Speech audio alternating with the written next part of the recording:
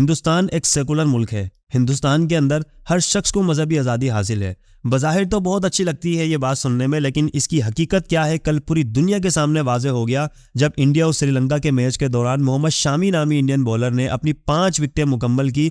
अपनी अचीवमेंट को सेलिब्रेट करने के लिए, सजदा करने के लिए जब वो ज़मीन पर गिरता है तो उसे फ़ौरन याद आ जाता है कि वो एक ऐसे मुल्क का हिस्सा है कि जहाँ पर मज़हब की इतनी आज़ादी है कि अगर उसने ये सजदा मुकम्मल कर लिया तो उसका पूरा फ्यूचर दाव पर लग सकता है, उसका पूरा करियर तबाह हो सकता है। तो बहरहाल ये तस्वीर में आप देख सकते हैं मोहम्मद शामी अपना सजदा मुकम्मल नहीं कर सका, उसके हाथ ज़मीन पे वहीं रुके रह गए और झूठी मुस्कुराहट के साथ वो दुनिया के सामने अपनी खुशी को सेलिब्रेट करता दिखाई दे रहा है। ये तस्वीर आप देख सकते हैं। ये है हिंदुस्तान का सेकुलरिज्म, ये है वो दुनिया की सबसे बड़ी जमहूरियत जो कि इंडिया पूरी दुनिया में गाता फिरता है। कल पूरी दुनिया के सामने इसकी जमहूरियत का ये ढोंग भी बेनकाब हो गया। मुसलमान स्पोर्ट्समैन जो होते हैं पूरी दुनिया में देखा जाता है कि जब भी ये किसी अचीवमेंट को हासिल करते हैं तो अपनी खुशी को सेलिब्रेट करने के लिए ये अल्लाह के हुजूर सजदा करते हैं।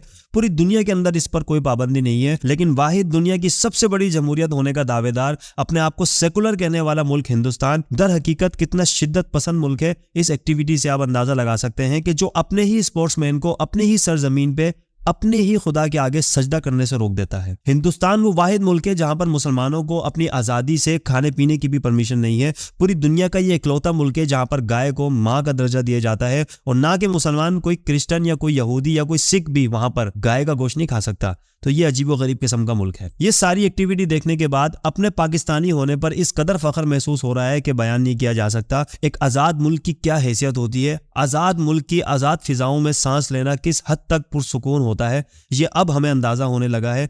कायदे आज़म मोहम्मद अली जिन्ना ने जो 2 कौमी नज़रिया पेश किया था, यकीन जानिए आज बहुत सारे लोगों को इस 2 कौमी नज़रिए की अहमियत का अंदाज़ा हो गया होगा कि ये 2 कौमी नज़रिया किस हद तक ज़रूरी था। और कल से पूरी सोशल मीडिया के ऊपर एक जुमला ट्रेंड कर रहा है और वो जुमला क्या है?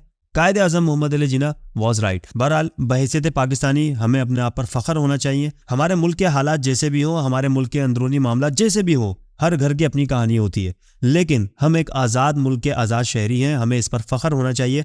हमारे मुल्क के पाकिस्तान के अंदर कोई 1 इंच जगह ऐसी नहीं है जहां पर हमें कोई सजदा करने से रोक सके। हमारे मुल्क में कोई एक जगह ऐसी नहीं है जहां पर अक़लियतों के लिए पाबंदी हो कि वो वहां पर अपनी इबादत नहीं कर सकती। कादियानियों की मैं बात नहीं कर रहा, कादियानियों का एक अलग चैप्टर है, ये बागी हैं। कादियानियों के लिए शरीयत कुछ और हुक्म देती है, ये एक अलग बहस है, फिर कभी इस पर बात करेंगे। नॉन मुस्लिम को यहाँ पर आज़ादी से इबादत करने का हक मौजूद है। और आखिरी बात, इस सरजमीन पर वो हिस्सा जहां मुसलमानों को सजदा करने की परमिशन ना हो, उस जमीन पर कानून बनाने वाले दुनिया के सबसे बदतरीन हुक्मरान हैं। उस जमीन का कानून दुनिया का सबसे बदतरीन कानून है और वो जमीन जब तक नापाक है, जब तक ये कानून बनाने वाले उस सरजमीन पर जिंदा है।